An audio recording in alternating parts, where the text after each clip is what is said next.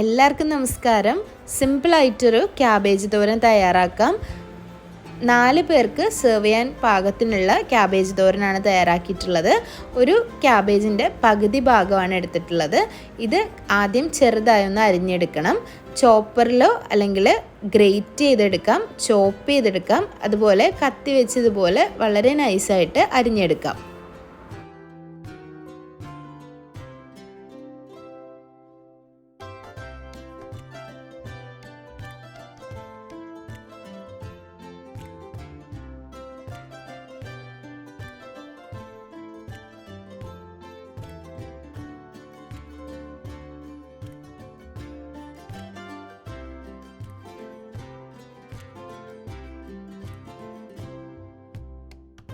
ചെറുതായി മുറിച്ചിട്ടുള്ള ക്യാബേജ് ഒരു ബൗളിലേക്ക് ചേർത്ത് കൊടുക്കാം.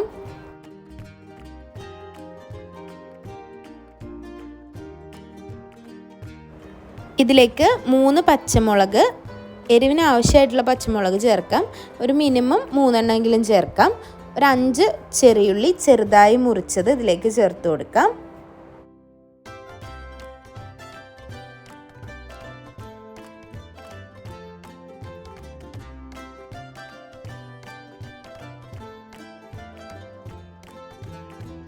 ഒരു കപ്പ് ചിരവിയ തേങ്ങ ചേർക്കാം, അല്ലെങ്കിൽ ഒരു ചെറിയ മുറി തേങ്ങയുടെ പകുതി ഭാഗം ചേർത്ത് കൊടുക്കാം. നല്ല വിളഞ്ഞ തേങ്ങ ചേർക്കുകയാണെങ്കിൽ നല്ല ടേസ്റ്റ് ഉണ്ടാവും. 2-3 തണ്ട് കറിവേപ്പില ചേർത്ത് കൊടുക്കാം. 1/2 ടീസ്പൂൺ ഉപ്പ് ചേർക്കാം. 1/2 ടീസ്പൂൺ മഞ്ഞൾപ്പൊടി ചേർക്കാം. ഇനി എല്ലാം കൂടി നല്ലതുപോലെ ഒന്ന് മിക്സ് ചെയ്യുക. കൈ വെച്ച് നന്നായി തിരുമ്മി മാറ്റി വയ്ക്കാം.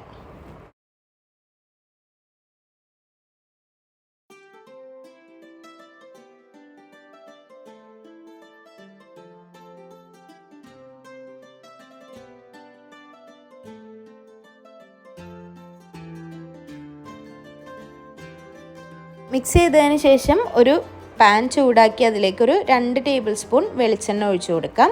വെളിച്ചെണ്ണ ഒന്ന് ചൂടായി വരുമ്പോൾ 1 ടീസ്പൂൺ കടുകിട്ട് പൊട്ടിക്കാം. ഇനി ഇതിലേക്ക് മിക്സ് ചെയ്ത് വെച്ചിട്ടുള്ള ക്യാബേജിൻ്റെ കൂട്ട് ചേർത്ത് കൊടുക്കാം. നല്ലപോലെ ഒന്ന് മിക്സ് ആക്കിയതിന് ശേഷം അടച്ച് വെച്ച് വേവിച്ചെടുക്കാം.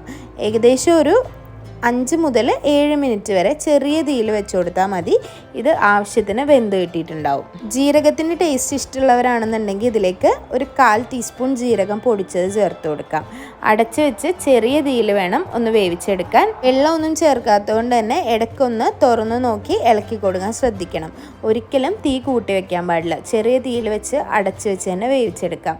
വളരെ ടേസ്റ്റിയാണ്, എളുപ്പമാണ്. അപ്പോൾ എല്ലാവരും തയ്യാറാക്കി നോക്കി അഭിപ്രായങ്ങൾ അറിയിക്കുക.